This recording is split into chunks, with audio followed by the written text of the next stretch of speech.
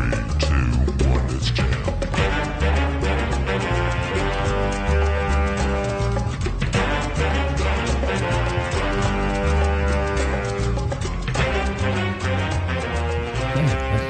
Let's just get it started. And boom. What's up? Hey, what's up? Welcome back, goddammit, to another edition of Tell Me a Joke that got on Chasing the Dream. I'm your host, Maniacal, Menace, Kyle Smith. Say the whole thing like a pimp, they ain't slick back. And today, man, we got the beautiful mustache, the long, luxurious hair. Jesus ain't got nothing on this motherfucker's locks. Benjamin Hoffman. Hey, what up, Kyle? I love man. that. Love that visual intro for the podcast. Yes, sir. Beautiful. Yes, sir. Yeah, Definitely. How you been, dude? I've been good. How you been, man? Oh, good. Travels was pretty shitty. It was a shitty ride down here because the weather is terrible outside. Tell me about it. Well, they had a lot of traffic on the way in, apparently. As soon as you got into the city, just traffic. No sun in sight. Didn't have no sun to see. I came in earlier in the morning, and it was very dreary. Very dreary. It didn't rain hard, but they had some heavy drizzle. How do you handle traffic? I'm asking the questions already. I'm sorry about it. that. No. Well, I apologize. zone out. I zone out most of the time. Okay. And I just kind of I don't think about it.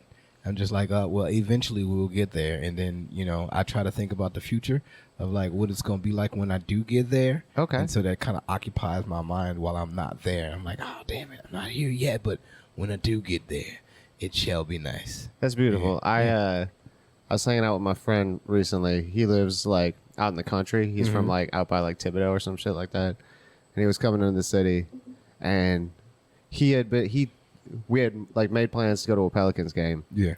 And he was already complaining about the traffic 2 days before he got there. Yeah. And then when he got there, he was just like complaining about the traffic. And he asked me if it bothered me, and I was like, "Nah, man, it's been my whole life." But I guess since he's from the country, Yeah. he's like, the traffic is a lie. We don't have to be living this. We're all in cages. Why can't I just take a fucking train?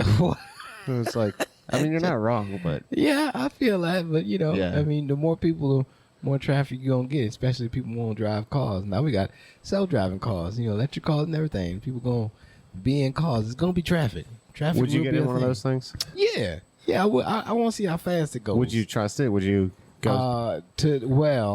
I've seen this show called Upgrade, and the government is a lie, and I think that somebody could possibly try to kill you in a Tesla if they took over the motherboard. But that's the premise of the show. I mean, I think it, like, you ever think about how easy it would be to kill somebody?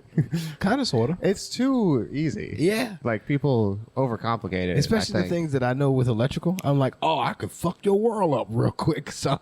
Oh, yeah. You, like, have, like, mastermind capabilities. A little bit. I'm just thinking, it's like, I don't know, you could do most things. Like, you don't have to, like, hack into the mainframe. No. And get someone on the highway. Yeah, no. To drive them off, I like- don't need to get into their low jack so I can cut their shit Yeah, off. you could just while they're get, going like, a 50. rock, Biblical style.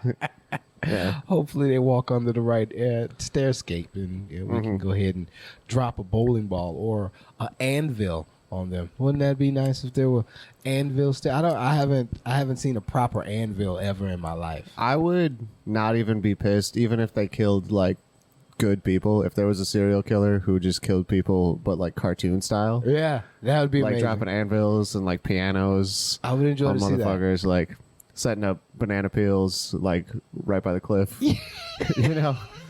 Who's walking over there? Who's going on to sleep on that banana peel right by the edge of the cliff? That's Just some, like, Wile E. Coyote ass shit. yeah. some acne races or something like that. Go ahead and sabotage their shit real quick.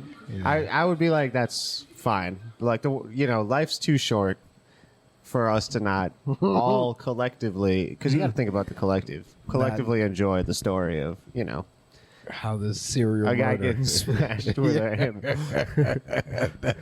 That's pretty exciting to think about. It's like that's many different ways you can really Wile E. Coyote that shit and just and try to go ahead and recreate a whole bunch of I'm gonna catch this Roadrunner style killings. Did you ever read Infinite Jests? No. Did you ever pretend to read Infinite Jest? I haven't even heard of it. Like if I would have heard of Really? it, yeah, Okay. I would kind of It's follow like a along. really long, pretentious book by David Foster Wallace. Has someone read it? Do they have an audiobook? It would be hard to do an audiobook because like it's so the book is like you got to read the like footnotes, and they got footnotes on like every page, but the footnotes are in tiny little font, and it's like 2,000 pages. Like it's fucking Jesus. crazy. It's like it's the weirdest book ever. But yeah, a lot of people like pretended to read it to like try and like seem smart, hit on girls or whatever. It was like really. that was the thing with it. But there's a part in it where there's some terrorists who they set up a giant mirror over a bridge on a highway and get people to think that the cars are coming, like they're about to like drive into themselves, and they drive off the road. And, yeah, so you know, you could try that. What? Okay, now this giant mirror thing would the sun not affect that? Would the reflection off of the mirror, depending on where you set this mirror up and when you set it up, the sun would be a big factor. Now you might melt some people's cars just setting this huge ass mirror up. Like, Yeah, that shit would have to be pretty heavy. I didn't even think about. Yeah, they how we didn't say dropping where this they got the mirror. At. Yeah, how we? you can't go to there's not like a furniture store that has like that size mirror. Just a huge mirror. You're gonna have to helicopter that mirror in, and then hope nobody sees the hell. Like this is some David Copperfield type Did you ever help me like do any moving jobs when we had the moving company? I knew you had the moving company, but no, I've never. No, I don't Okay. think I've ever have. Because it was a bunch of comics that would always help us. But Yeah. one of the fun pranks when you're moving furniture is once you get like a big mirror and you walk outside, just start shining, like reflecting the light and shine it at someone while they're carrying a heavy box. We used to do that. We had That's fun. fun. You know, That's fun. It was good times. So Ben, you are a comic in New Orleans. That's correct. Yeah. Yeah. you came down here how long ago? It coming up on 9 years. 9 years. From where? The Twin Cities of Minnesota. Aha, Minnesota. And your story is pretty unique how you got down here, isn't it? Oh yeah.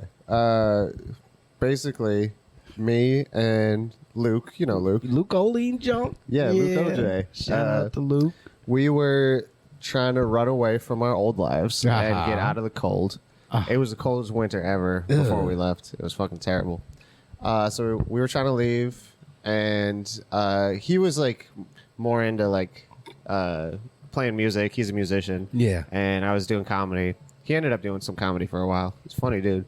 But we were like, all right, we want to go to a city in the South where it doesn't get fucking cold, where we can both like find a scene and do our shit. Yeah. So we're like, all right, let's go to Austin. So we had that moving company up in the Twin Cities, and we didn't own a truck or anything. So all we had to do to change where the company was just change the address on the like U-Haul website for if you hire like, you know, basically meth heads to come move your shit when you run a truck. So we're like, all right, we'll just change the address whenever we get there. We'll live out the car for a minute, you know. That's fine. Like, we can make money pretty fast. So we decided to drive down, and then we had some friends that wanted to go like party in New Orleans for a little bit. And they were like, y'all can stay with us for like a couple days before you go over to Austin. We're like, why not? Sure. You could chip in for gas. Fun times. And then we ate enough Adderall to wake the dead. And drove all the way through the night, chain smoked, cigarettes, listened to a lot of Frank Ocean, felt a lot of emotions about leaving. He definitely gonna feel emotions. Oh, yeah. Listening to some Frank Ocean, eating Adderall. Yeah. I mean, just high on speed, fucking driving through Missouri in the middle of the night in the fog, fucking, you know, listening to Channel Orange and shit. So we drove all the way down, straight through, and right as we were getting off the highway, off I-10, the like Carrollton exit. Yeah. Like we had literally been driving the whole night. And everything was fine. As soon as we got off the highway, the car like you know, like in the Flintstones when that shit like falls apart. Yeah. It like that happened. Ah. And you know, we were like in a emotional state from like, you know, changing our lives so much, and like we were still high and had been awake and driving, and we were just like, man, fuck it, this is a sign from the universe. That New Orleans voodoo hit you immediately right there on Carrollton. And then I've told other people like this story over the years since I've been here, and the amount of times people are like, shit, same. Yeah. It's crazy. There's so many people. Well, yeah, exactly. 100%. Don't change one word. That was my story as well. It's the goddamn Bermuda Triangle. You come down to this boot. You can't leave. It's hard for people to leave, man. It's hard for people to leave. I've so many stories. I've told so many people on this podcast. Like, man, I've known people that came down here and was like, yeah, I came down here for a birthday party. And what happened? Well, 35 years later, I never left. And it's like, oh, shit. Yeah. Must have been a kick-ass party. Gotta been a good party. It's the vibe. How'd man. you It's end the up here? ones You're not itself. like from here. Oh yeah, I'm born and raised. I thought you were from outside the city somewhere. Nope, born and raised down here. I mean, I stayed on the West Bank often, but Okay, I thought. I don't know why I thought you were from like somewhere else in Louisiana. No, fucking 34 years and dealing with these fucking hooligans on both of these sides. It's been something. I've watched the city grow and age and fucking renew itself. Just so many things has happened to the city. The comedy scene is something else. You know, you were a big part of a long-standing show right there at Always Lounge, being a host of Saturday Night Always Lounge Cabaret. Yeah, it's you know, me and Paul Local Uproar. Oswell did that shit weekly for like, you know, 8 years or something like that. And it's a monthly show now, just like, you know, fucking booking shit, Right. whatever. I'll act like I'm not pissed about it. But now we're calling it Moral Panic. It's like a new thing. Oh, okay. It's basically the same shit. We're just doing it once a month instead of once a week. Yeah. But, yeah, it's been a minute, man. I love that place. Oh yeah, those are the times you miss, man. Those are the old times where it gets like a lot of the weed's not there anymore. I just recently, when talking to Leon and everything about how he had the house blues and all that, you know, going down fucking memory lane when it comes to this comedy scene. It's just like, man, it's nice to see where it's going now, but it's so sad to see that it'll never be how it used to be.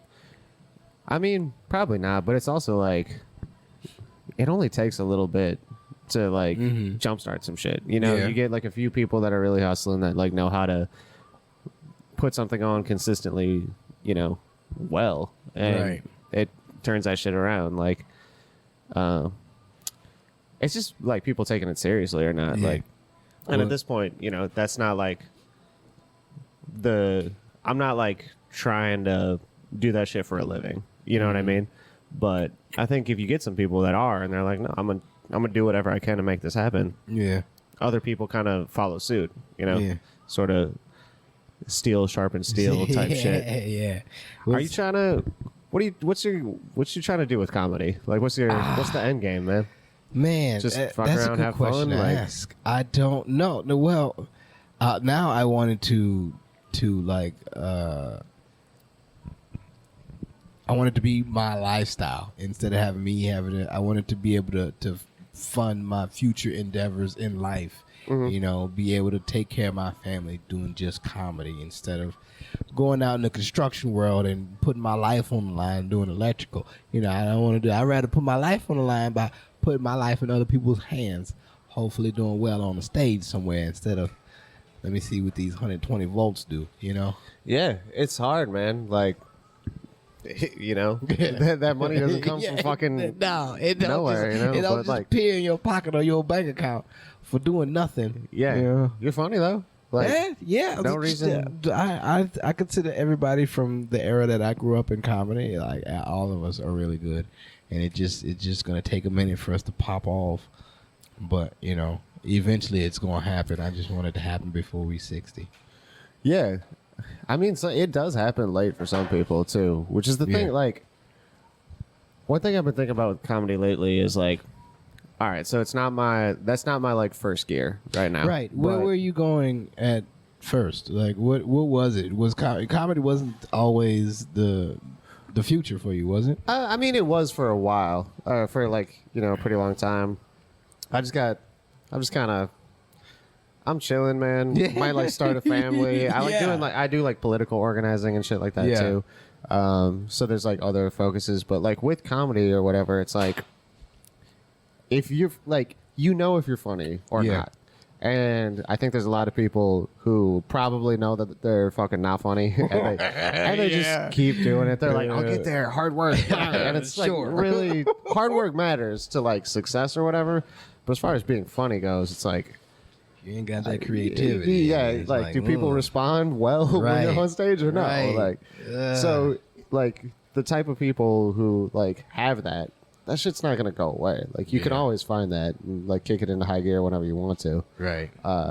But it's the industry part of it that's like hard. Like, can you Yeah. deal with like, yeah, I'll crack up a room fucking consistently, and I will figure out how to turn myself into a product. Right. Which is like, that's just the reality of like what you got to do to support yourself is like Turn you're yourself selling in. something, and what you're selling is like your yourself. ha-has. You know, like that's like that's it. So I got these chuckles for sale. Let's It's see hard how to do much both. you'll And, fucking like, run. Respect to people who like can do both. Yeah. Right now, I cannot do both of those things. What is your Like, first gear? Really, right now, like I want to like get the foundation to like start a family, Yeah. and also like I've always like I've been a very politically angry motherfucker for a very long time. I think you've noticed that. But yeah, like doing like organizing shit. It'd be cool to be able to get paid to do that too, but fucking All the things we it's love, hard, man. people don't want to fucking fork up the money for it. It's Yeah. like, God damn it. Yeah. Let me just get a little piece of the pie while I'm doing what I enjoy. I promise I'll make it good. That's what I want. I just want people to be like, I promise, I swear I'll make it good. I swear you won't hate it. And people's like, nah, I don't know, man. You don't have as many likes and followers as this person does. It's like, I don't know if I can support your societal fucking discourse, because a lot of people ain't following you. It's weird. I don't like it now. It's very hard to do what we love now, just because streaming and fucking the internet has taken over, which it was always there when we was starting, but now it's more prominent to where people have a small attention span. Well, it's also like a lot of people, they find out I do comedy and they're like, "Oh, let me show you my favorite comedian," and then it's like someone who like makes like 6-second videos or whatever. It's like that's cool. That's like people like that shit. Respect to whoever's making 6-second videos. Word. But it's like I like to go to a physical room and make everybody in that room laugh. Yeah. Like that's what I think is fun. Like the whole like live experience of it is what I care about with stand-up comedy. I have It's to not ask like those people, you ever felt the energy of a live audience? Ooh, that's different from whatever you feeling on that screen as you're recording this third take of yours. Yeah, exactly.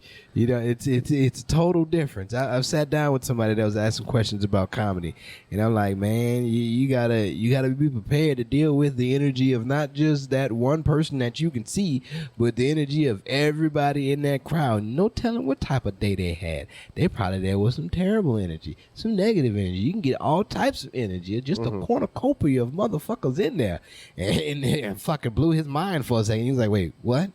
It's like, yeah, man. You know how we're talking right now, and you feel my expression that I'm talking to you. And he's like, yeah.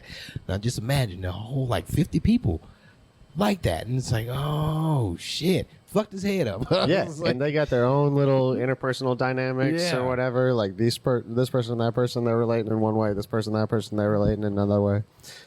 And yeah, I mean, like that's the beauty of stand up is that like collective experience thing. Yeah. And, being You able to don't- make some you everybody don't get that from fucking behind the screen. happy just from saying stupid shit or whatever. Yeah, I do. I haven't been like you said. I've been also focusing on family at the time, which I try to schedule thing. Well, I try to monetize my entertainment life so I can deal with more of what I have to deal with. Me being married now, I got a wife, and I would like to have that that American dream, fucking picket fence in the house and kids and the fucking golden retriever and shit. But you know, yeah, man. That American Who doesn't want dream, the dog? Man? Right? The dog Exactly. That ties it all together. That American dream though kills the fucking universal dream that you have in your head. That is very difficult to get to. Mm-hmm. Like the American dream is real easy. You know, you just listen to the man, wake up and fucking do this work for this other person that makes all the money and ain't got to do shit. And then you know you get a stipend of that, and then you go home and you go ahead and get to feed your family for the month or whatnot. But don't try to chase a dream where you know you get up and do your own scheduling and work on your own and come up with your own shit. Nah. Yeah. Now though, it's like you don't get the whole house. You get like the apartment, and maybe not like a golden retriever, but like you can afford like a gerbil or whatever. You know, like shit's just a little worse than it was when that like dream got popularized. Yeah. You don't really get the nightmares or the daydreams, basically, not the full-fledged REM sleep. Yeah, I got a whole family of cockroaches I'm supporting. Yeah, I bring the kibble home. That thing, that is enjoy. But it makes it so much sweeter when something does pop off. When you see something pop off for like certain people, and like it is like, oh, this is nice. I mean, I hate that the way that things have to pop off now have to be for like things going viral or something being very stupid. Fucking someone throwing a beer at Ariel Elias or whatever. Right. And I'm like, she's so much better than that, but hey, if this is what gets her there, fuck yeah. Well, I mean, like with her, it's like she's funny as fuck. We all know that. And she worked her ass off to be in the position where having a beer thrown at you is something, there's already the infrastructure of people around you that are like, and y'all should have been paying attention this whole time. Right. Like, you know, it takes like, to even like get those lucky opportunities, you got to already have put in so much fucking groundwork. Yeah. And yeah. It's just tough. There's like there's a limited amount of, you know, dollars that are going to get put to that. Have you done many festivals? A few, you know. Yeah. That's a whole, like, they're cool too, but like, how many of them actually get people anywhere? You know what I mean? Yeah. It's like, it's just camp.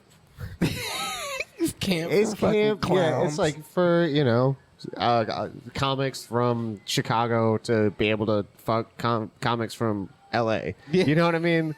Like you get together, like, which, yeah, it's tight. It's a great time. And those shows are always fun. Like, because the type of people who go out to, like, a comedy festival show are, like, fucking, I love this. Oh, so like, basically they're there for that. Yeah, totally. They understand that's all they're trying to do. It's a bunch of people that they probably don't know, and you know they know everyone's trying to show out. So those shows are really fun, and like I think it is like it's a great environment for comedy.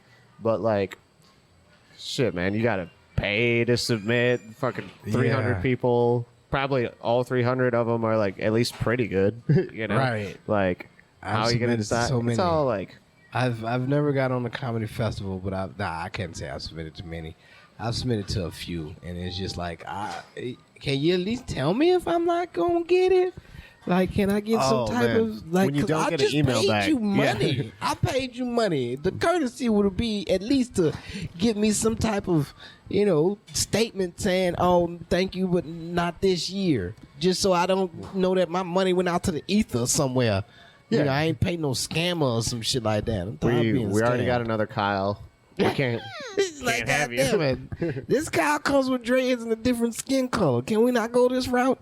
Apparently not. Like, but I don't know. I've always wondered what it is. It's like, is my tape? My submission tape was pretty dope. Like, I don't get what you're looking for, and you know, and it's like, is it because you don't know me yet? Do you have to be in the circle? Like, I think that's it. I mean, really, I think you got to be. That's how it was when I got out to L.A. I was like, oh, if you don't know nobody, and that potluck ain't really a potluck. Like, it ain't lucky. Like, motherfucker knew somebody. That's why that person's on the like. Because when I got on, it's because I knew somebody, and I was like, oh, this is the politics out here. Ugh, this is gross. So basically, you got these motherfuckers out in this little fish pond, But on the inside is where you got the real saltwater fish. This is the pond that you pick out of, but that little fucking cesspool pond that's on the outside, just in case we might need somebody extra, we might throw the net in real quick, grab somebody, and bring them on in. But other than that, they just gonna stay in that pond. They ain't never gonna come to the big little fish. fish in that pond all submit to festivals, and that's how it supports the actual festival happening. Like that's like literally the fucking business model of it. You know, but hey, it is what it is, man. It's tough. Is it boring? Okay, so since you've been to some, because I've never been to, like, I've always wondered, like, because there's so many people that's on the lineup. Mm-hmm. Like, does it get boring after a while? It's like, because you're waiting, and it's like, oh shit, I'm still here, and there's another person doing comedy. I can only take so much of You just comedy. gotta be on shrooms the whole time. And generally, everybody is. You know what I mean? That's a good. Just think about how, like. Just think about the idea of a bunch of comedians getting together to celebrate comedy. True. There's a lot of drugs that shows up. Yeah. You know? I can imagine. Yeah. I can imagine. Man, I really need to get on one of these festivals just so I can feel the festival feel, because like, I feel so left. I feel as if I'm not doing to my potential of being a comedian. Like, I feel as if I'm blocking myself by not doing these certain things. Like not being so active on social media. Now it feels like I'm blocking myself from the social eyes that I could see. I mean, if you're trying to make money on it, like, you probably got to put in like 10 hours a day of like actual work. You know, editing fucking things. I ain't got the time for that. I'm working 10 hours. I know. I mean, that's another thing too. Is like, you know, tends to be like younger people with less to lose, money from their families and shit. Mm-hmm. Like, it's not everybody. Like, some people just are like straight up the cream of the crop, and you can tell. And it's like, oh, that's a can't miss person. But then there's a lot of people that are fucking funny, and if they got the opportunity, they would show out. And you know how everything works in our society is the people that already have a leg up on everyone. Man, keep stepping up, like that. So like, you gotta work. Step up 3. You gotta work fucking extra hard and get extra lucky, like, you know, and extra lucky. It might not even happen, but I've always felt as if I was never lucky. Just things just happened. But like with comedy too, like,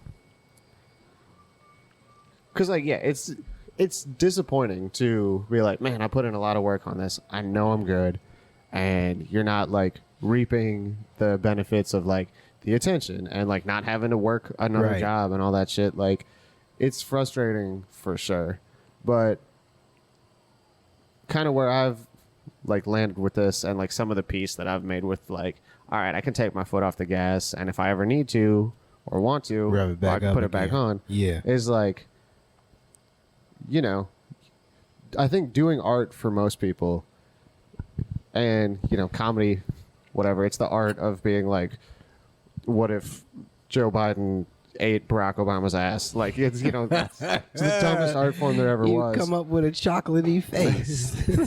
Yeah, you know, that's art. But like, whatever art you're doing, like, you do that as a way to like find out more about yourself and develop more about yourself. Mm-hmm. And with comedy, like, that's like communication. It's figuring out what you actually think about things. It's figuring out like how to create joy out of a shitty situation. Like, there's so much that you get personally from doing comedy that is its own reward. You know, it's the same with like music or writing or whatever your like artistic practice is. Like, you should be developing your soul out of that shit. And like, in the process of doing that, hopefully it creates something in your outer life that reflects it. And maybe that's not exactly what you thought it was going to be. Maybe doing comedy doesn't get you you know, a career in show business, but it does get you to like meet the people in your life that you care about, and you have the skills to like develop a deeper relationship with them because you know how to be funny, or you know how to like listen and pay attention to what a group of people is doing in a way that you didn't know how to do before you put yourself out there and you were standing in front of fucking anywhere from 4 to several hundred people. You know, like, that's just, there's something about doing that that's going to change you. And like, that's got to be worth something. Yeah. You know what I mean? And like, hopefully you don't have to work. Like that's the Hopefully, that's the goal that we're looking for. Is not having not to work. Nobody wants a fucking job. No, man. Especially chuckleheads. You know, fuck no. It takes away from our creativity. We fucking working for these people that we could be using our minds and our talents for something of good instead of. And it's so weird. Like, do you hesitate on telling people that you're a comedian?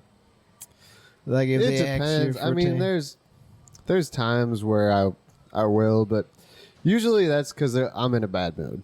Like if I'm not being forthright with someone, that's probably less about them and more about me. About you, yeah. Yeah, I'll tell people I'm a comedian. When people ask why you got into comedy, what do you say? Because I didn't know that I was going to go into comedy. I always explain how somebody told me that I should do comedy. So I tell people that I was appointed to do comedy. Who was it? Yeah, one of my best friends, his brother told me that we was going to the fucking Saints game one day, like my first Saints game ever. Like, I don't give a fuck for football, so he went to go take me to the Saints game. He was like, "Yeah, man, me, you, my mom, dad, my brother, and all that.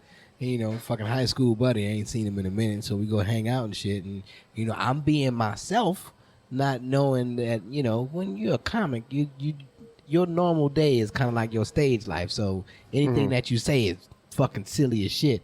And me being my normal self, his brother was dying laughing at everything I was saying. Yeah. And I was like, I appreciate it. I don't want to overdo it. I don't want to make you lose the laughs or nothing like that. But this is me, and I'm sorry. He was like, dude, you're fucking funny. Man, you ever thought about doing comedy? And I was like, no. What? Yeah, like, what does that even mean? Yeah, what does that entail? Like, what do I have to do comedy? He was like, man, you ever thought being stand-up? And I was like, nah. And then right then and there, boom, the fucking the switch flipped. And I was like, okay. And then from then on, I was just like, this is what it is. Like, usually if somebody puts like a little spark in my head of something like that I'm very interested in, and I'm like, oh, I can be good at this. Like, that's kind of how it goes. That's why I started growing weed for the first time. Motherfucker put that spark in my head. It was like, it's real simple. I was like, yeah, I like growing shit. And I did. And I got in so much trouble. But I was good at it. I was good at it, though. So I'm like, fuck yeah, comedy? All right, let me get a crack at it. And fucking 11 years later now, now we got fucking comedy poetry and shit. And it's just like, Yeah. what am I doing with my life? I want to settle down and take care of some kids, but I also want to get these words that's screaming in my brain out. So it's like, I don't know how to, it's hard to fucking balance everything.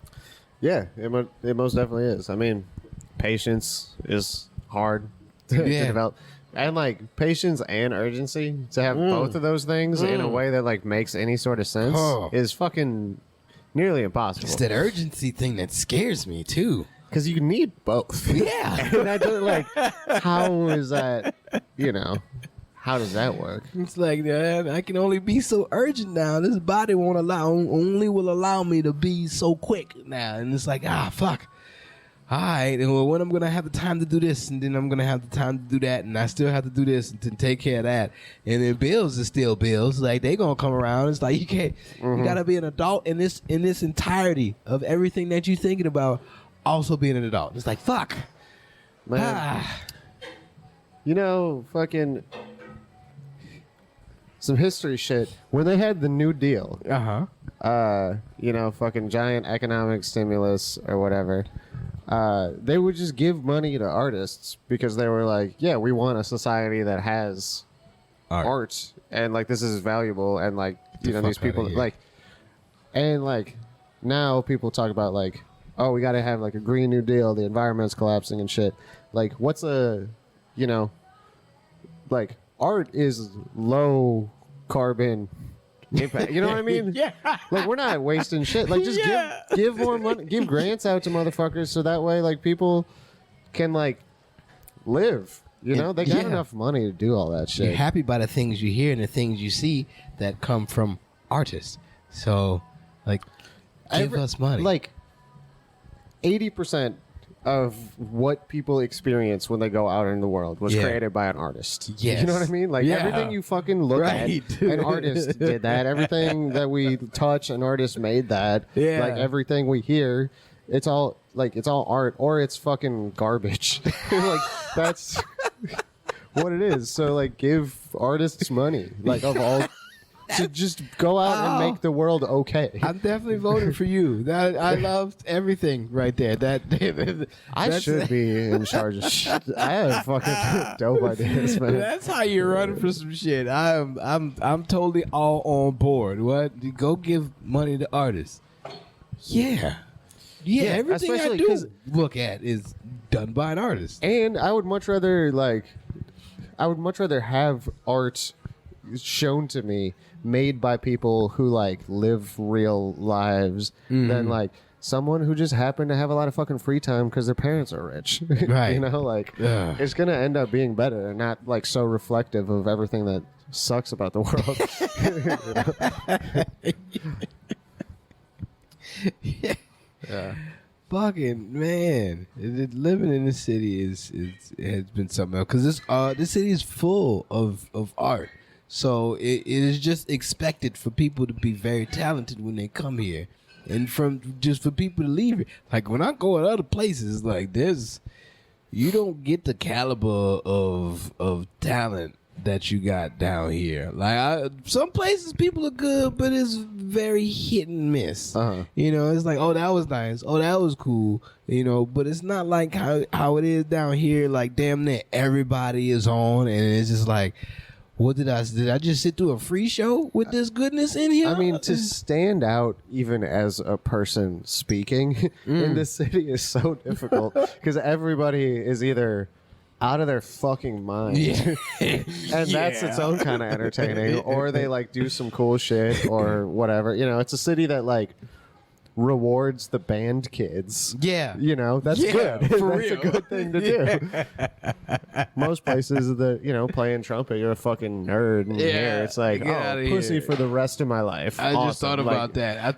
I was like, anywhere else that I would see a band kid or a band geek, I'd be like, get the fuck out of here. You play the trumpet. But down here in New Orleans, it's like, ooh, that motherfucker played the trumpet and the trombone, man. That motherfucker bad right there. Yeah. Absolutely. Shit. So, yeah, it's just, you got to be pretty fucking entertaining to, like, be considered entertaining to people in New Orleans. Right.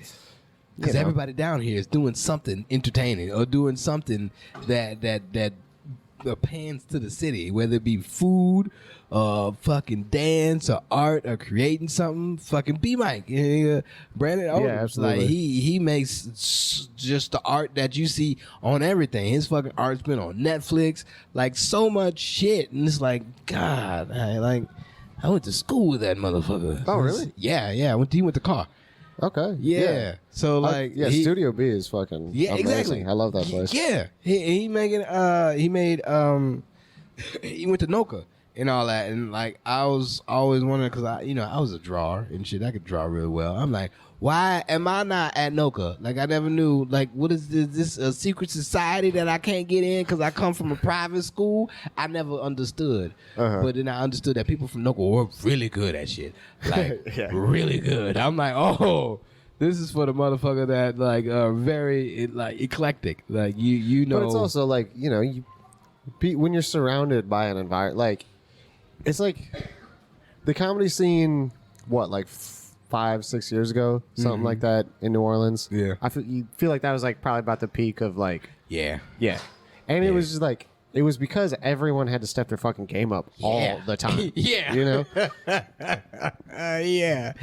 Nowadays it's kind of lax. It's like, all right, you motherfuckers ain't really trying. Fucked some of that up. Yeah. Like, some of the just, really good people leaving fucked that up. Man, like, it was a wash. and I think people eventually just get frustrated where it's like, man, I'm putting a lot of work into this. Like, I'm you're good. not reaping any benefits from it. Yeah, it's just a lack of like money or whatever. I mean, there just needs to be a good club, like We run by need a good people who club aren't out like here. social pariahs. That would be good.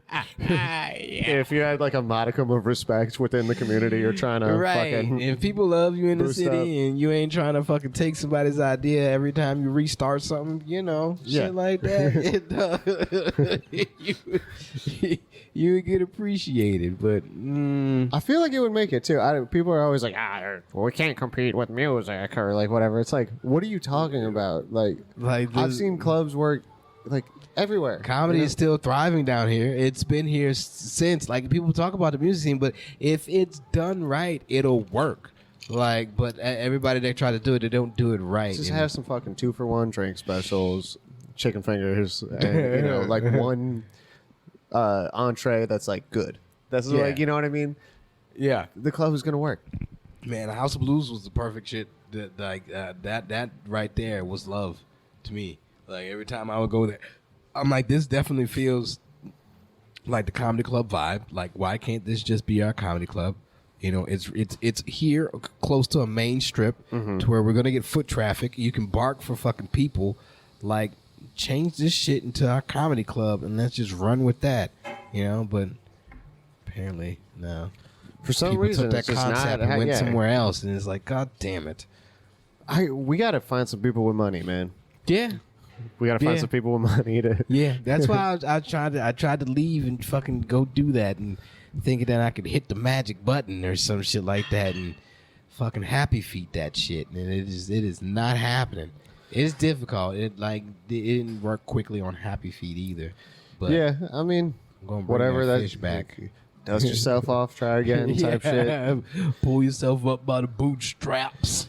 I mean, yeah, sometimes it takes a bunch of like, oh, that didn't work, that didn't work, that didn't work. People do shit for decades, it doesn't work, and then sometimes it does. Sometimes finally something fucking Hopefully, sticks. in those decades, some of that shit was worth it along the way, though. Yeah. What's the best moment in comedy that you've had? Oh, the best moment that I've had. And don't say like I opened for this person or I was on a show with that person. Like on stage. Oh, okay. You're on the stage. Okay. And it's something great is happening. What was the best moment?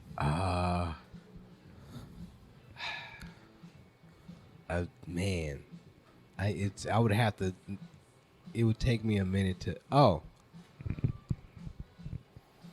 Well, I've had some really great moments doing poetry, doing my comedy poetry, at poetry places, where eventually people caught on to what I was saying and they would repeat after me. Okay, yeah. Like those a are call and response, like communal thing. yeah. Those are some fun moments with people because the certain shit that I would say would be repetitive, and so people would fucking chime in as well. I was like, oh, this is dope. That's dope. Favorite moments, monumental moments. I guess going on doing like 5 minutes and then getting on stage and people being like, I wish you were on there longer. Yeah. Leave one more. Yeah. What the fuck? Or people being like, man, you know what? This other person right here, he's not doing well. You gonna get back up on stage? Get back up on stage. I want to see you again. Those are fun moments right there. Those are moments where it's like, oh, this is what I'm supposed to be doing. Just if I can capitalize on this feeling and then take this moment right here and show everybody and be like, bitch, this is what it's supposed to be like. Just, let me do my thing and then, I can have more of these moments here. But yeah, those moments are very fucking here and there. Yeah, totally. I think for me, there's certain shit. Most of them, it was at the Always Lounge. Just like I love doing that show. I love that room fucking more than anything. doing comedy, like tripping fucking balls on mushrooms is always Oh, fun. Just because you're like, wow, god damn, I can actually like the fact that I can even you can speak still maintain. Yeah, is like what. God damn it, I feel like I shouldn't be able to do this right now, but people are laughing. Like that's fun, but you know, I don't know what like your writing process is, but I'd never have the whole joke like written before I go on stage, and sometimes the thing that I don't have is the punchline. Yeah, and then that's you crazy. go up and you just back yourself into a corner, and you're like, I have to say something funny to end this, and then you find it in that moment. Yeah. And it just comes out, and A you're little like, magic moment. Ah, A little magic I moment. knew Yeah. it all along. Usually the shit that I write down is what I want to say, everything that I want to say in it, and then when I get on stage, it ain't nothing what I wrote down, but in the perimeters of what the fucking premise I was talking about. It's like, God damn it, you know. Usually I can dance around most of the things that I want to speak about. But then that's when the magic happens, and like somebody like the word fairy comes and is like, say this, and then puts this in your head, and it's like, oh, why didn't I think of that before? Like it makes the bit so much better now. Yeah. And those are the fun moments. it's like you discover, like you discovered the answer. yeah. You were yeah. like, the answer was there. And there's no And clue. Like I had to take the test before I could discover this answer. I couldn't study for this answer. Yeah, like it had exactly. to come to me in the moment, which is it. That's exciting. That's exciting when that happens. I've had that at Buddha Belly. That was when I've had a joke that I was like, I don't know where this is supposed to go. I don't know how it's supposed to end. What I'm supposed to say at the end, and then just within the moment, like everybody's saying a whole bunch of shit. I just boom, and then this happened, and I'm like, that's what it is.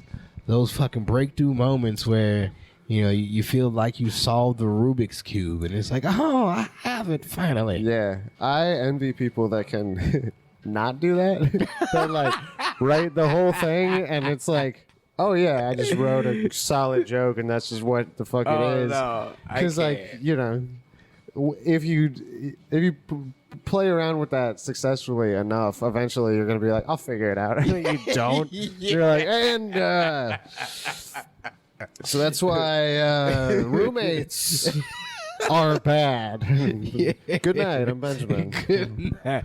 Yeah. Now I've always tried to think of the far fetched, the something.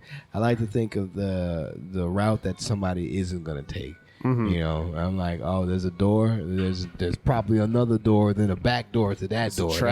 That's what I'm looking for. That's the answer that I choose to approach whenever it comes to writing and everything. But yeah, being on stage, like I've had moments where my first time on acid, I was on stage. Your And- first time doing acid, you were on a stage? Yes. That's spiritually intense. It was so intense because I saw the room in two different colors. Like the top half of the room There was was like probably more sepia. colors in there. No, it was weird. Like everybody was wavy. The top half was sepia, and the bottom half was like a mauve or a purple or some shit like that. I don't even know if those two colors are the same, but it was weird. to be in the point where you are describing a room as having a top half and a bottom half. Like, so you get it, right? Yeah. Oh, full acid trip, full blown acid trip. I didn't think I would be able to perform, but also I thought if I did perform, it would be my best performance ever. Just because, you know, I would fucking no hitter that motherfucker, some shit like that. Yeah, Doc Ellis. Yeah, but Yeah, you got a no-no going. It was decent, you know. It wasn't nothing to fucking put down in the history books, but you know, I got through it and I got some laughs. I'm like, oh, okay, I'm capable of doing this. But knowing me and Acid, we became friends now, and that's not what I would prefer to do. I don't prefer to do comedy on Acid anymore. Yeah, I mean, so it's a sometimes food. Just, Yeah. You know what I mean? Yeah, It's it's you can't have intense. cookies all the time. No. Yeah. That gets intense, and you know, those are things I learned from. I remember taking acid fucking an hour before I got off work.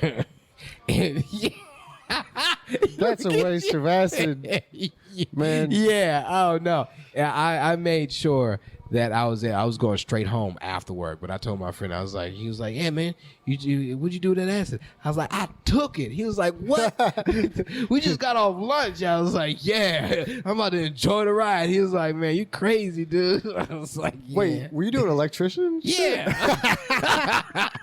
Doing electrical. I'm about to be full-fledged acided out in this motherfucker. But it's close to the end of the day, so it's just like, it hits me when I'm on my way home to where it's like, okay. Spaceship, let's get it. And I gotta get home immediately then. Yeah. Behind the wheels, probably not. It's never. I mean, once I realize, whenever I'm doing that, once I realize that I am driving, just like a dream that's lucid. Once you see that it's not a door, it's kind of like, once I realize that I am driving, I'm like, okay, I'm driving. Snap back to reality. Like, don't fuck up. But it does feel weird, especially because I used to have my cars used to be stick shift and shit. Yeah. So that adds another element to your brain that you got. Absolutely not. Absolutely not. There's some days where I was like, I don't know if I can operate this thing. It's very difficult because the pedals go on foot pressure and shit, and I have no sense of foot pressure. When I'm on acid, there's no sense of. I don't even know if I got to piss or cum at the same time. So it's just like I have no idea, and it's those are terrible times driving home back then. Yeah, man. That is some spaceship shit. I can do that. Yeah. You gotta just come to realization that, hey, you've done this before. You know how to do this. Snap out of it. There's no snapping out of it. There's no snapping out of anything. No. Just focus as best you can. You're not gonna snap out of shit as best you can. Just don't put on maggot brain or anything too fucking trippy. Yeah.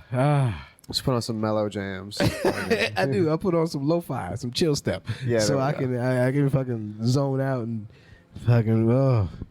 Even that would be too trippy for me. I'd need to listen to something like the OJs. Yeah. Fucking, you need to really bring it down. Yeah. Really, So someone who's 70 singing about how they love their wife. You know what I mean? That's. Bring positivity into this vehicle. Yeah. I feel that. Yeah, it can get kind of sketchy sometimes. I've never had a bad time where I was driving on acid though, but I have to get to the movies somehow. And, that's the best time to take acid whenever you're gonna see a 3D movie. Yeah, some shit like that. I live pretty close to the Broad Theater. Oh, nice. And there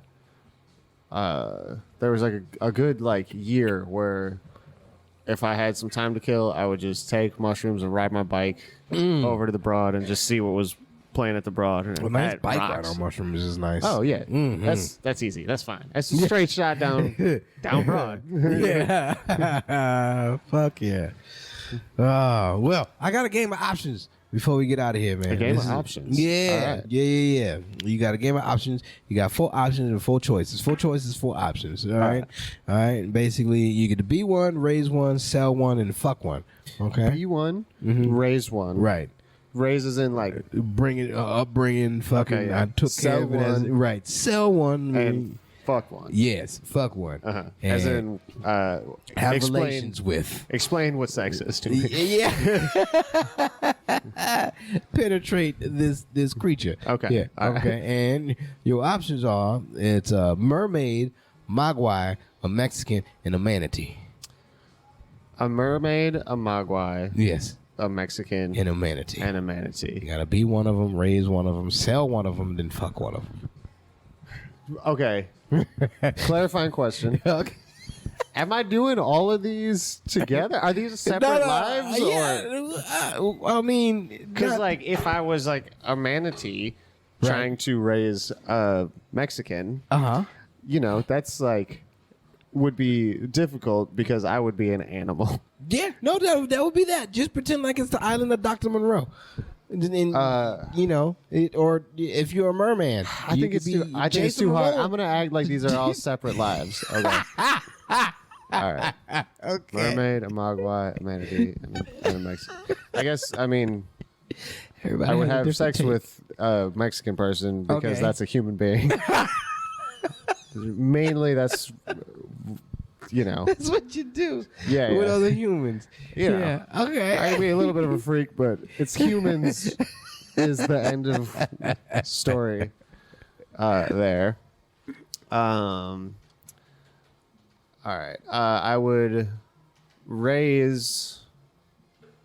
I wouldn't raise a mogwai because I'm fucking. You know, I know the about- twist. Yeah, I was gonna say a mogwai. twist. I'm not. I don't have midnight discipline. Fucking M. Night you know. Shyamalan with the twist. Yeah, yeah. I would definitely feed that shit after midnight. We all get the munchies, you know. I didn't eat. Yeah. So I would raise. Wait, say it all again. Mermaid, mogwai, Mexican manatee. Be one, raise one, sell one, fuck one. I would raise a mermaid. Okay. I think I'd be a good father. Yeah. To a mermaid. Oh, definitely. Yeah. You can have I'd be your, like- your own Jason Momoa or Snork. I would protect Yeah. that, you know, Yeah. that mermaid. Make sure that mermaid lived their best life or whatever. So I got to be one of these. I would be a manatee. That sounds awesome. A manatee fucking a Mexican. I All can right, feel so that. by process of elimination, where You am I- go. You selling the mogwai. Oh, I'm selling that. Yeah, I'm selling Yeah. the fuck out of that. I don't want And you anything raising to the do with that mermaid. mogwai. You raising a mermaid. That's Yeah, good. You're yeah, a manatee absolutely. raising a mermaid, fucking a Mexican. See, I gotta be. It's different lives because He said it's the crossover of all this shit gets into problematic territory that I just personally wouldn't be very comfortable. with, Okay, you so know? in one life you would be a manatee, in another life you would raise a mermaid, Uh-huh. and in one life you're rich because you sold this mogwai, and then the last life you would have a loving family, married and fucking a Mexican. I don't know if we're married. I mean, we'll fucking maybe we're married. I don't know. We'll see. How good's the sex? Okay. Like, whatever. What are their interests? You know, like I jumped the gun. All right, my bad. no, you're just like he's That husband works. material for Yeah, sure. definitely. You trying to settle down now, so you know, starting families. That's how you start a family. You gotta settle down and leave your dick in. You know, that's how it goes. Just leave the damn dick in. Leave it in there. And then you leave it in there, and they'll come. Everybody comes, and then the babies come. You hear about Kyle? Yeah, he started a family. He just left the dick in. He's just leaving the dick in for the Being rest of his life. negligent. Yeah, you know it. Good time. Oh man, this was fucking fun. My cheeks hurt now. This is good. Oh, This look at was that. fun.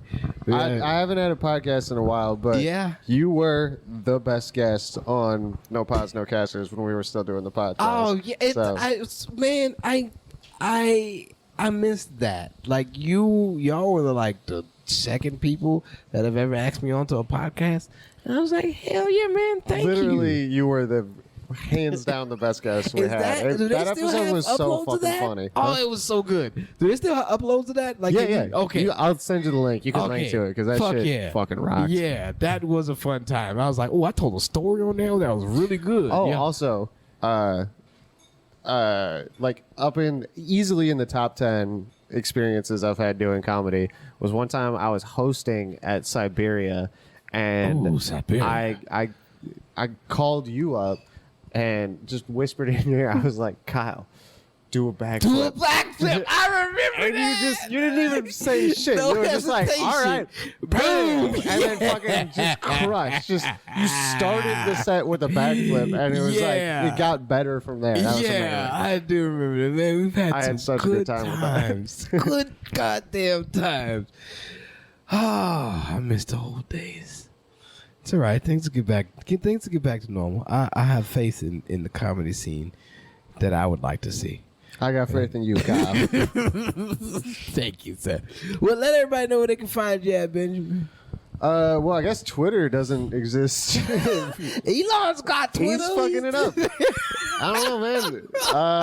It's at Babejamin on Twitter. It's at Babejamin_Hoffman on Instagram. Yeah. And hey, if you give a fuck about making the world a better place, wherever you are, you should join your local DSA chapter. Boom. It's a fucking... You don't got to do a whole lot. If you don't know what the fuck to do, there's going to be people that can tell you what to do. If you Hell got yeah. good ideas, there's going to be people who can help you with your ideas. So, fuck the rich, join DSA.